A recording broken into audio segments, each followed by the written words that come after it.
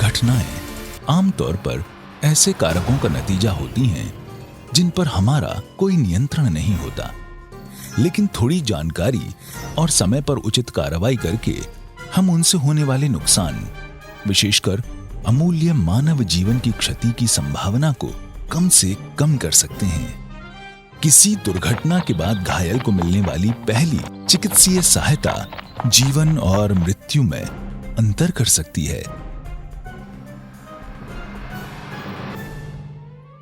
इसलिए जहां तक संभव हो, घायल को अस्पताल पहुंचाने से पहले मिलने वाला उपचार किसी ऐसे व्यक्ति द्वारा मिलना चाहिए जिसे इस विषय का प्रामाणिक ज्ञान हो। आपातकाल चिकित्सा सेवा या EMS कई संस्थानों से युक्त एक नेटवर्क होता है जिसका उद्देश्य पीड़ित को आपातकालीन चिकित्सा उपलब्ध कराना एवं अच्छे अस्पताल तक पहुंचाना है, जैसे 108 आपातकालीन सेवा। इसी तंत्र का सबसे पहला अंग प्रथम उपचारक या MFR या मेडिकल फर्स्ट रेस्पोंडर होता है। प्रथम उपचारक वो होता है जो किसी घटना स्थल पर प्राथमिक कुशलता एवं बुनियादी चिकित्सीय साजो सामान के साथ पहुंचता है। अपने काम के महत्व के कारण MFR का कुछ विशेष गुणों से युक्त होना आवश्यक है, जैसे कि उत्तरदायित्व, सामाजिकता, ईमानदारी, स्वाभिमान, भावनात्मक स्थिरता, व्यावसायिक आचरण, स्वस्थ शरीर और प्रमाणित योग्यता। बेहद जिम्मेदारी का काम होने के कारण MFR को अपने कर्तव्यों का पालन करना चाहिए, जैसे कि अपने साथी, रोगी एवं राहगीरों की सुरक्षा का ध्यान रखे, रोगी के पास पहुंचे, रोगी का मूल्यांकन करे एवं जानलेवा समस्याओं की पहचान करे, अतिरिक्त आपातकालीन सेवा को सतर्क करे, मूल्यांकन के आधार पर सेवा प्रदान करे।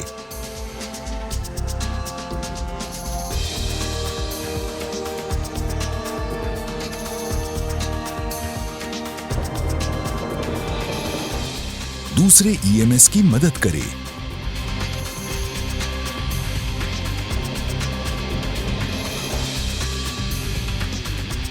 डाटा एकत्रित करे एवं उसे नोट करते रहे।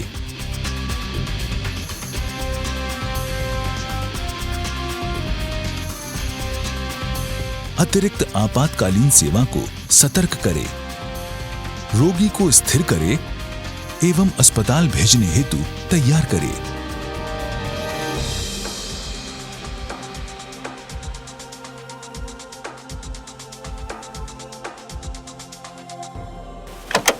उपचार के दौरान रोगियों को भी कुछ अधिकार प्राप्त हैं, जैसे कि अस्पताल पूर्व चिकित्सा पाना, रोगी की निजी सूचना की गोपनीयता बनाए रखना, उपेक्षा और गोपनीयता भंग होने की स्थिति में कानूनी कार्रवाई।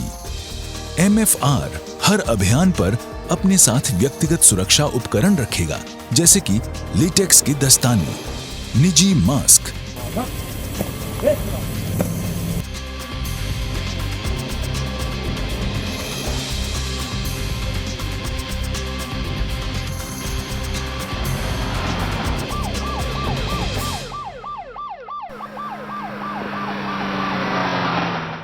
रोगी की जांच करते समय संक्रामक रोगों के इन लक्षणों पर ध्यान देना चाहिए, जैसे बुखार, जी मिचलाना, त्वचा का पीला तथा आंखों का सफेद हो जाना, सिर दर्द, छाती अथवा पेट में दर्द, खांसना, सांस में कमी, उल्टी दस्त, शारीरिक पीड़ा और वजन में कमी। शारीरिक तत्व अलगाव संक्रमण नियंत्रण का एक सुनिश्चित तरीका है, क्योंकि सभी शारीरिक द्रव संक्रामक हैं तथा हमेशा सभी संक्रमित रोगियों के लिए उचित पूर्व उपाय अपनाने चाहिए। संक्रमण से बचने के लिए हमेशा शारीरिक तत्व अलगाव का प्रयोग करें। सामान्यतया घाव के लिए प्रयुक्त शब्द नर्म ऊतक चोट है। यह त्वचा, मांसपेशियों, नसों और रक्त नलिकाओं की चोटें हैं, जो दो प्रकार की होती हैं। पहला तो बंद घाव, जो बिना फटी त्वचा के नीचे नर्म ऊतक की चोट होती है। बंद घाव त्वचा के ऊपर क्षति पहुंचा सकते हैं या भीतरी अंगों को क्षति पहुंचाते हुए गंभीर हो सकते हैं। छोटी मोटी क्षति के लिए उपचार की आवश्यकता नहीं होती, पर अधिक गंभीर चोटें घातक हो सकती हैं। बंद घाव सामान्यतया कुंद वस्तु से आघात द्वारा होते हैं। बंद घाव की पहचान सूजन, नरमी, बदरंग त्वचा और संभव विकृति हैं। बंद घाव के लिए अस्पताल जाने से पूर्व सामान्य सावधानियां बरतें और बचाव करें। RICE या राइस पद्धति अपनाएं। R से रेस्ट यानी विश्राम, I से आइस यानी बर्फ,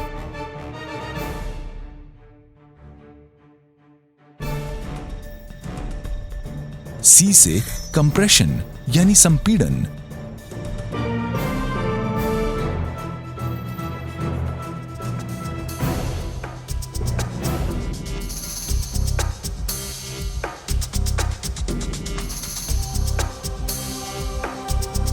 E से एलिवेशन यानी ऊंचा उठाना। मरीज के ब्लड प्रेशर को मॉनिटर करें, जो आंतरिक रक्तस्राव का महत्वपूर्ण संकेत है और जिसका उपचार चिकित्सक द्वारा किया जाना चाहिए।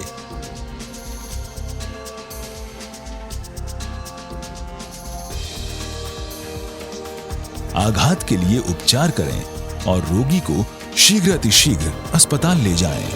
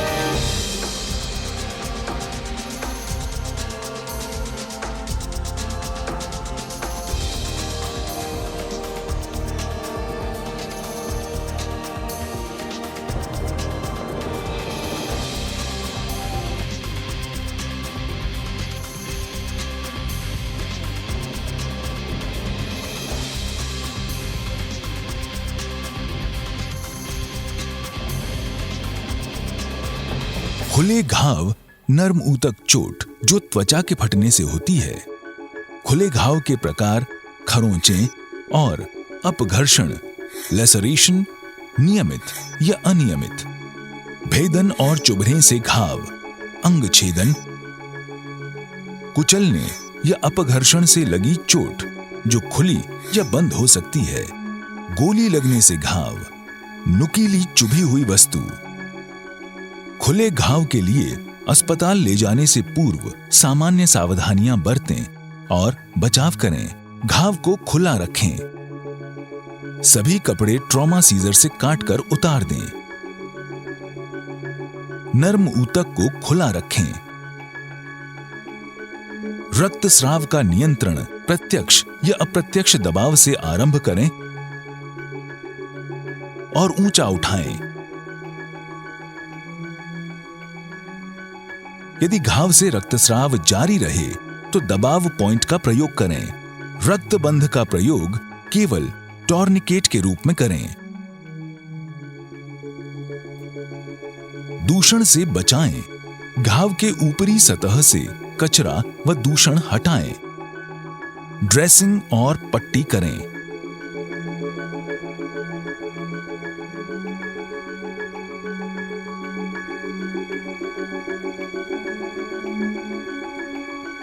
आघात के लिए उपचार करें। शीघ्र अतिशीघ्र रोगी को अस्पताल ले जाएं। ड्रेसिंग घाव को ढकने की वस्तु है जो रक्तस्राव को नियंत्रित करती है और अतिरिक्त दूषण से बचाती है। ये दो प्रकार की होती हैं। पहली, संरोधक ड्रेसिंग, जो घाव पर लगाई गई कोई जलरोधी वस्तु जो प्लास्टिक या मोम के कागज की हो, जो घाव में हवा अंदर जाने से रोके।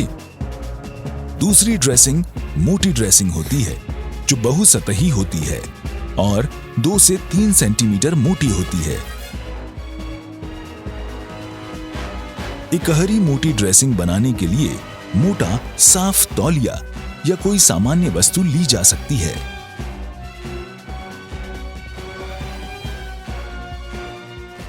पट्टी ड्रेसिंग को अपने स्थान पर रखने के लिए होती है।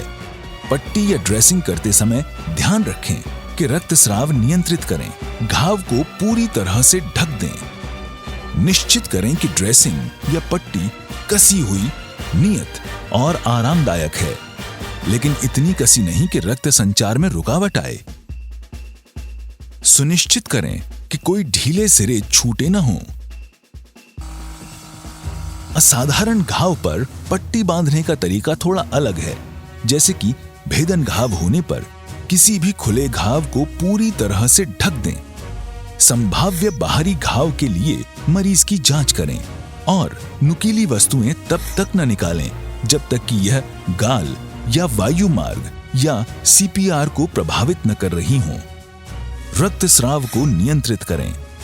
वस्तु को मोटी ड्रेसिंग से सीधा स्थिर करें और पट्टी बांधें।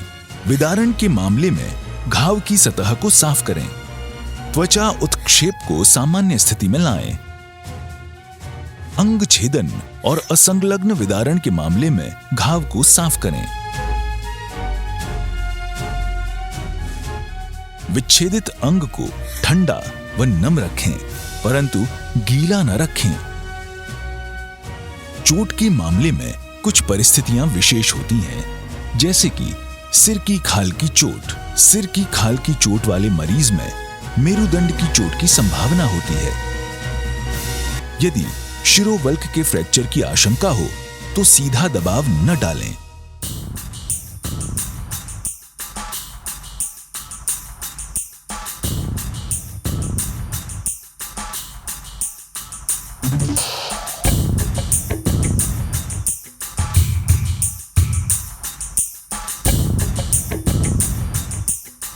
चुभने या नुकीली वस्तु से हुए आंखों के घाव के मामले में अच्छी आंख पर पट्टी बांधें ताकि घायल आंख के खुलने बंद होने को रोका जा सके।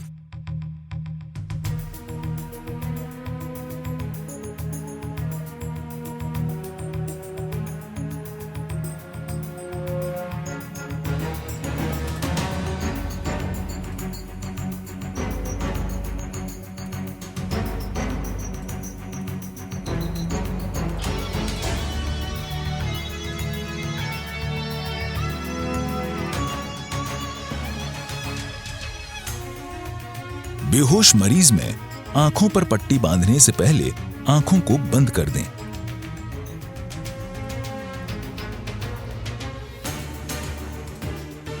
ताकि आंखों को सूखने से रोका जा सके, जिससे अंधापन हो सकता है। निस्रावित आंख को भी नुकीली वस्तु वाली आंख जैसा ही समझें।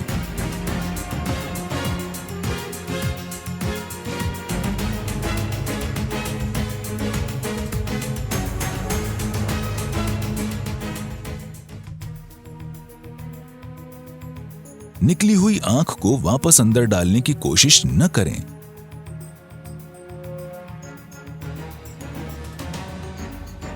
उसे पट्टी बांधने से पहले कप या कार्डबोर्ड कोन से ढक दें।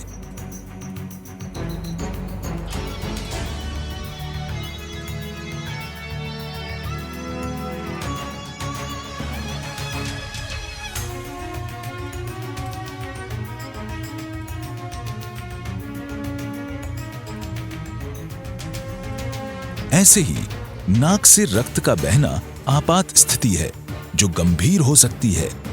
इसमें लापरवाही न बरतें, अन्यथा रक्त की बड़ी हानि हो सकती है। यदि मरीज को शिरोवल्क फ्रैक्चर या मेरुदंड की चोट की आशंका हो तो इसको रोकने का प्रयत्न न करें।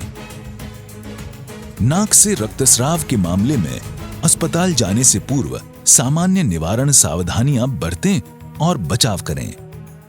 श्वास नली को खुला रखें। नासिकाओं को एक साथ ऊपर से दबाएं या ऊपरी होंठ और मसूड़ों के बीच ड्रेसिंग रखें और दबाव डालें। रोगी को सीधा बिठाए रखें, हिलाएं डुलाएं नहीं। नाक के अंदर कुछ डालकर बंद न करें। साफ तरल पदार्थ के लिए जांच करें जो शिरोवल्क की चोट का संकेत हो सकता है। नाक के भीतर पाई गई कोई वस्तु न निकालें। विदारण के लिए संपीडक ड्रेसिंग करें। गर्दन की चोट में दिखाई पड़ने वाला चीरा या अन्य घाव गंभीर रक्तस्राव पैदा कर सकते हैं। बात करने में कठिनाई या आवाज बंद हो सकती है।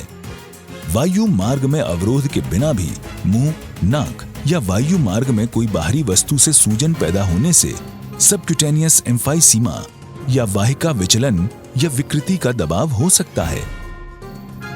यदि मेरुदंड की चोट की आशंका हो तो मरीज का चलना फिरना बंद कर दें। गर्दन की चोट के लिए अस्पताल ले जाने से पूर्व सामान्य सावधानियां बरतें और बचाव करें। यदि गर्दन की चोट से रक्तस्राव हो तो हल्के से मध्यम दबाव डालें और साथ ही संरोधक ड्रेसिंग करें। ड्रेसिंग के सिरों पर टेप लगाएं ताकि कृत्रिम सील लगाई जा सके। कभी भी गर्दन के इर्द गिर्द पूरी तरह दबाव या खिंचाव वाली पट्टी न करें। बिना मेरुदंड वाले मरीजों के लिए यदि संभव हो तो मरीज को बाईं ओर 15 डिग्री की झुकी स्थिति में सिर नीचे करके लिटाएं। गर्दन में कोई नुकीली वस्तु घुसी है तो उसे मोटी ड्रेसिंग से स्थिर रखें, उसे न निकालें। आघात के लिए उपचार करें। ध्यान रहे कि किसी भी सिर, चेहरे, शिरोवल्क, आंख, नाक या गर्दन की चोट के साथ एक प्रथम चिकित्सा उपचारक को मेरुदंड की चोट की आशंका भी करनी चाहिए। उदर खोखले और ठोस अवयवों से युक्त है। खोखले अवयवों जैसे आमाशय, बड़ी व छोटी आंत आदि के फटने से उसके द्रव्य, क्षार, पाचक एंजाइम और बैक्टीरिया रिटोनियल कैविटी में बिखर सकते हैं, जिससे प्रदाहक प्रतिक्रिया हो सकती है। ठोस अवयवों जैसे जिगर या पित्ती आदि का फटना गंभीर रक्तस्राव का कारण हो सकते हैं। अतः ऐसी क्षति उदर या श्रोणि प्रदेश में चोट लगने का संकेत है। उदर की चोट के लक्षणों में उदर क्षेत्र में दर्द और ऐंठन, उदर को ढकना या फीटल स्थिति, उदर का नर्म लगना, आघात के संकेत, कड़ा, तना या फूला हुआ उदर, हल्की बेचैनी से असहाय पीड़ा होना, श्रोणि प्रदेश या पीठ के निचले हिस्से में चुभन युक्त पीड़ा, दर्द का एक कंधे या दोनों कंधों तक पहुंचना, खून की उल्टी, चटकीला लाल या कॉफी जैसे गाढ़े रंग का खून और मल में चटकीले लाल या काले रंग का रक्त। उदर की चोट के लिए अस्पताल ले जाने से पूर्व सामान्य सावधानियां बरतें, बचाव करें। उल्टी कर रहे मरीज के विषय में सतर्क रहें। सभी खुले घावों को ढक दें। खुले आंतरिक अवयवों को वापस अंदर न डालें, बल्कि उन्हें मोटी नर्म स्टेराइल ड्रेसिंग से ढक दें। फिर नर्म ड्रेसिंग को संरोधक ड्रेसिंग से ढक दें। संरोधक ड्रेसिंग के ऊपर ड्रेसिंग या तौलिया रखते हुए खुले हिस्से को गर्म रखें। नुकीली वस्तु को न निकालें, उसे मोटी ड्रेसिंग से स्थिर करें। जीवन चिन्हों को निरंतर मॉनिटर करें। मरीज के पैर आरामदायक स्थिति में रखते हुए उसे चित्त लिटाएं। आघात के लिए उपचार करें। रक्तस्राव एवं आघात के उपचार के लिए हमें संचरण तंत्र को समझना होगा। संचरण तंत्र का प्रमुख अंग हृदय खोखला मांसपेशी युक्त एक अवयव है। हृदय का दाहिना हिस्सा शरीर से आने वाले रक्त को प्राप्त करता है और उसे फेफड़ों में रीऑक्सीजनेशन के लिए पंप करता है। हृदय का बायां हिस्सा फेफड़ों से आने वाले रीऑक्सीजनेटेड रक्त को प्राप्त कर पूरे शरीर में पंप करता है।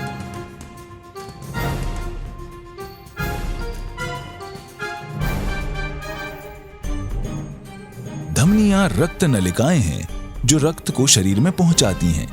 यह विभिन्न व्यास की होती हैं, जो बहुत मोटी, मध्यम और संकरी तक होती हैं। धमनियों के रक्तस्राव का पता चमकीले लाल रंग के रक्त द्वारा लगता है। शिराएं वह रक्त नलिकाएं हैं जो रक्त को वापस हृदय तक पहुंचाती हैं। शिराओं पर धमनियों जैसा दबाव नहीं होता है। शिराओं के रक्तस्राव का पता गहरे लाल रंग के रक्त द्वारा लगता है। प्रत्येक रक्त नली छोटी छोटी नलिकाओं में विभाजित और सक्रिय होती हुई केशिकाओं में परिवर्तित हो जाती है। त्वचा के सबसे निकट बहुत सी केशिकाएं होती हैं। इनकी पतली पतली दीवारों से ऑक्सीजन और कार्बन डाइऑक्साइड का विनिमय होता है। शरीर की कोशिकाओं और रक्त के बीच भी अन्य तत्वों का विनिमय होता है। रक्तस्राव शरीर से अत्यधिक मात्रा में रक्त की हानि होना कहलाता है। रक्तस्राव बाहरी और आंतरिक दोनों हो सकता है। बाहरी रक्तस्राव की अस्पताल पूर्व चिकित्सा के लिए सीधा दबाव डालें। गॉज पीस एवं पट्टी द्वारा रक्तस्राव के स्थान पर सीधा दबाव डाला जाता है। चोट वाले अंग को ऊंचा उठाएं। दाब स्थलों का प्रयोग तब करें जब सीधा दबाव फेल हो जाए। रक्त बंद का प्रयोग केवल गंभीर आपाती परिस्थिति में ही करें, जब अग्रांग से रक्तस्राव किसी अन्य माध्यम से न रोका जा सके, क्योंकि रक्त बंधन का प्रयोग नसों और नलिकाओं को क्षति पहुंचा सकता है और अग्रांग की भी हानि हो सकती है। भीतरी रक्तस्राव से छोटी मोटी समस्याओं से लेकर बड़ी जीवन घातक समस्याएं भी हो सकती हैं। आंतरिक रक्तस्राव में रक्त की हानि दिखाई नहीं देती। इसके लक्षण हैं खांसी आना एवं थूक के साथ चमकीला लाल खून आना, गहरा लाल रंग खून मिश्रित उल्टी का आना, छोटे या बड़े चोट लगे स्थान पर खरोंच प्रतीत होना और पेट में अकड़न। आघात के लक्षण हैं रक्त संचार प्रणाली का शरीर में पूर्ति के लिए पर्याप्त ऑक्सीजनेटेड रक्त उपलब्ध न करा पाना, आघात के कारणों में हृदय के अवयवों में पर्याप्त रक्त पंप करने की क्षमता न होना, रक्त की भारी क्षति, शरीर में अपर्याप्त रक्त और रक्त नलिकाओं का अत्यंत विस्तारण। आघात के चिन्ह हैं सांस हल्की तेज होना,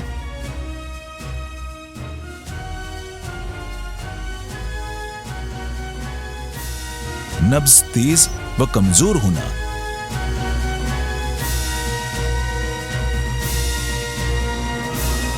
पीली ठंडी और चिपचिपी त्वचा, चेहरा पीला, जीभ और कान के निचले हिस्सों में नीलापन, आंखों में धुंधलापन एवं पुतलियों का फैल जाना। सर्पदंश में अस्पताल पूर्व उपचार के लिए मरीज को भावनात्मक सांत्वना दें। आरामदायक स्थिति में लिटाएं या बैठाएं। घाव के पास के तंग कपड़े, अंगूठी आदि हों तो उतार दें। घाव साफ पानी से धोते रहें।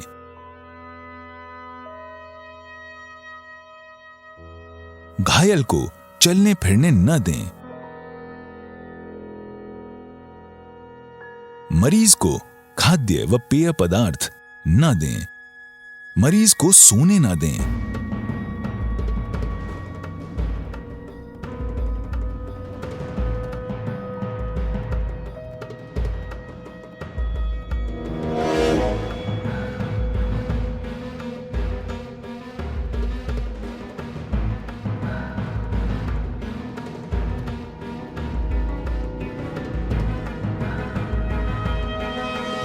सामान्यतः अस्थिभंग दो प्रकार का होता है, खुला अस्थिभंग और बंद अस्थिभंग।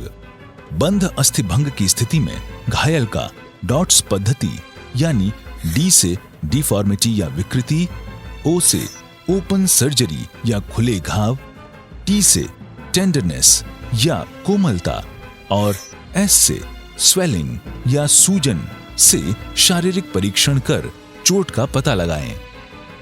बंद अस्थिभंग के पीड़ितों के घायल अंगों को खपच्ची या स्प्लिंट से बांधकर स्थिर किया जाता है। इसके लिए घायल को पहले एक समतल और ठोस जगह पर पीठ के बल लिटा दें। अनावश्यक हिलाएं डुलाएं नहीं। घायल को सांत्वना दें और पैर में पीएमएस यानी पल्स, मोटर फंक्शन और सेंसेशन की जांच करें तथा पैर को स्थिर रखने के लिए एक लंबी खपच्ची और एक मध्यम खपच्ची का प्रयोग करें। खपच्ची लकड़ी या प्लास्टिक से बनी सीधी फट्टे जैसी रचना होती है। मध्यम खपच्ची को पैर की अंदरूनी तरफ और लंबी खपच्ची को पैर के बाहरी तरफ पैर से सटा कर रखें। खपच्चियों के ऊपरी हिस्से पर तह लगी पट्टी का पैड रखकर उन्हें आघात रहित बना दें। मध्यम खपच्ची की लंबाई जांघ के अंदरूनी सिरे से पांव तक और बड़ी खपच्ची की लंबाई बगल से लेकर पांव तक होनी चाहिए। अब एक छोटी खपच्ची या स्केल की मदद से नॉन इलास्टिक पट्टी को पैर के नीचे से सरकाकर 4 स्थानों पर आर पार निकाल लें और खपच्ची समेत पैर पर बांध दें।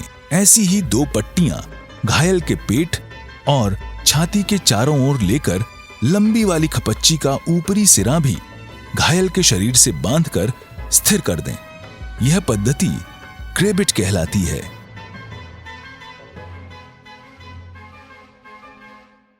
घायल व्यक्ति के शारीरिक परीक्षण के दौरान श्रोणि प्रदेश को हिलाने पर चटचटाहट की आवाज आए तो घायल व्यक्ति के श्रोणि प्रदेश में अस्थि भंग या अस्थि विस्थापन की संभावनाएं होती हैं। श्रोणि प्रदेश का अस्पताल पूर्व उपचार के लिए सामान्य सावधानियां बरतें व बचाव करें। घायल को आरामदायक स्थिति में रखें तथा 2 लंबी खपच्ची जो घायल की बगलों से पांवों तक हों तथा एक मध्यम खपच्ची जो जांघ के अंदरूनी हिस्से से पांव तक हो का प्रयोग करते हुए क्रेबिट के द्वारा घायल को स्थिरता प्रदान करें।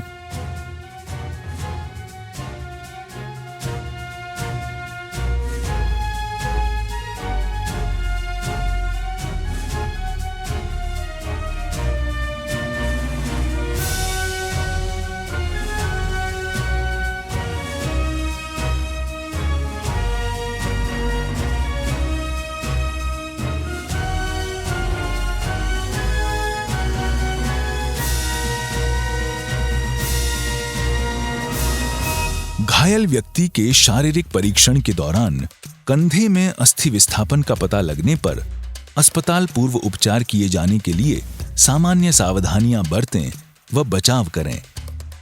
अब एक तिकोने कपड़े के लंबे सिरों में से एक को घायल के स्वस्थ कंधे पर रखें और दूसरे सिरे को घायल के क्षैतिज हाथ के नीचे से गुजार कर दूसरे कंधे पर रखें।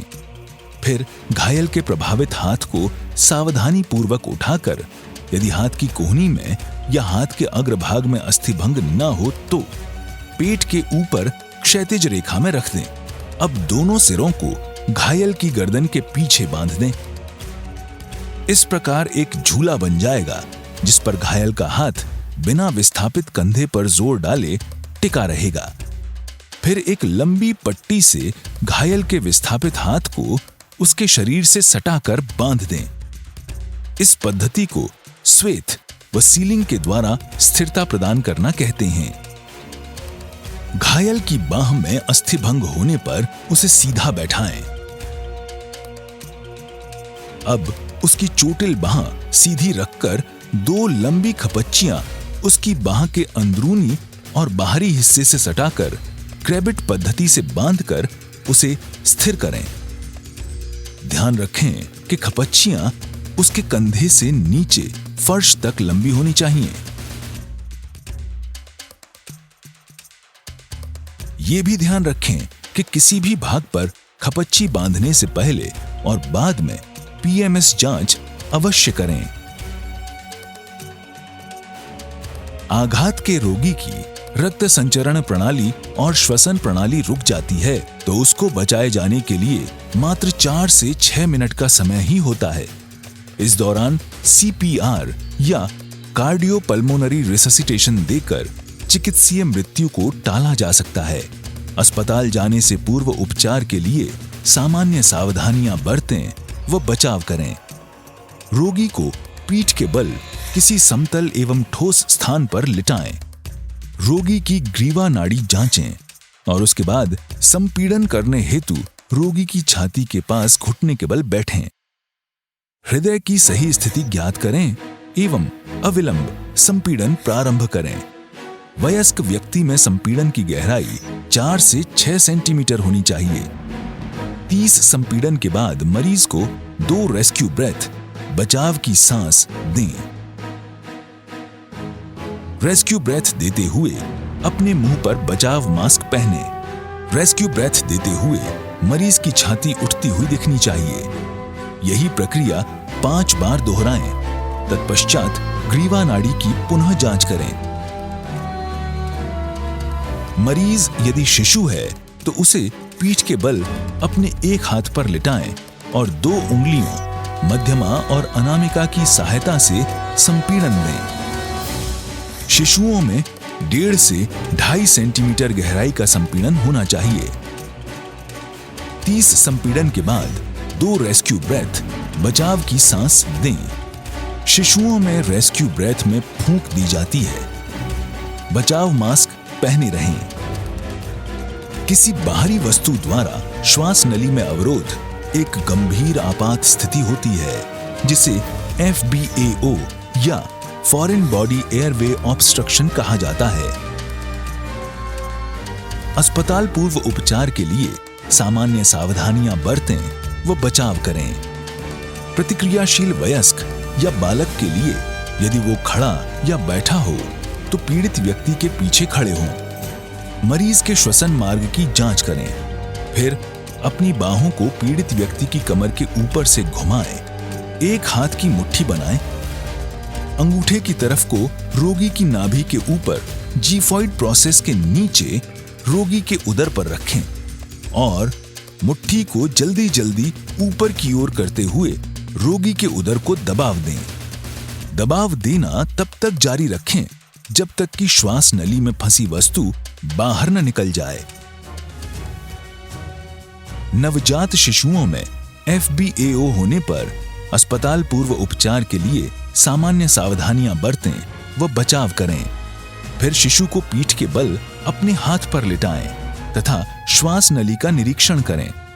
उसके बाद शिशु को अपने दूसरे हाथ पर पेट के बल लिटाएं व उंगलियों की सहायता से शिशु के मुंह को खोल के रखें। फिर दूसरे हाथ की हथेली से शिशु के कंधे की हड्डियों के बीच में आगे की ओर थपकी दें। 5 बार थपकी देने के पश्चात श्वास नली का पुनः निरीक्षण करें। यह प्रक्रिया FBAO के निकलने तक जारी रखें।